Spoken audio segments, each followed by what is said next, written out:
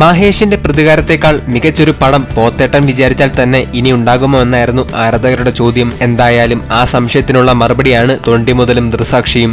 ഈ നാട്ടിലെ പോലീസ് സംവിധാനങ്ങൾക്കിടയിലേക്ക് ഒരു വാദിയും പ്രതിയും കടന്നു വരികയും പോലീസ് സ്റ്റേഷൻ പരിസരങ്ങളിൽ 2 ദിവസം നടക്കുന്ന സംഭവ വികാസങ്ങളുമാണ് തൊണ്ടിമുതലും ദൃസാക്ഷിയും പറയുന്നത്. ഒരു മോഷണവും അതിന് കേസെടുക്കുന്ന പോലീസ് സ്റ്റേഷനെയും ചുറ്റിപ്പറ്റി നടക്കുന്ന കഥ കോമഡിയാണോ, സീരിയസ് ആണോ, റൊമാൻസ് ആണോ എന്ന് ചോദിച്ചാൽ ഒന്ന് ബുദ്ധിമുട്ടും. കാരണം ഇതെല്ലാമാണ് തൊണ്ടിമുതലും ദൃസാക്ഷിയും. സ്വാഭാവിക അഭിനയത്തിന് ഫഹദ് ഫാസിൽ കഴിഞ്ഞ് മറ്റാരുമുള്ളൂ എന്ന കാര്യത്തിന് അടിവരയിടുന്ന പടം. സിനിമയോടും കഥാപാത്രങ്ങളോടും 100% നീതി പുലർത്തുന്നതും 1% പോലും സിനിമാറ്റിക് ആവാത്തതുമായ റിയലിസ്റ്റിക് ആയ ദൃശ്യങ്ങളാണ് രാജീവ് രവി ഒരുക്കിയിരിക്കുന്നത്.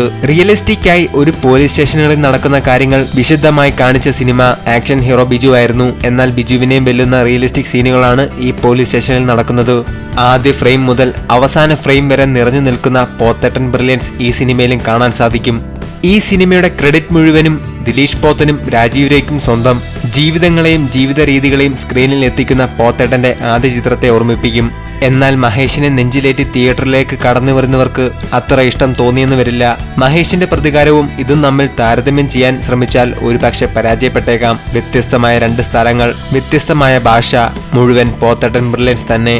ഒരു സാധാ സിനിമാ പ്രേമികൾക്ക് ഇതിൽ കൂടുതൽ എന്ത് വേണം? ഒരു നന്മ നിറഞ്ഞ പടം. സിൻകോൺട്ര നൽകുന്നു 5/3 റേറ്റിംഗ്.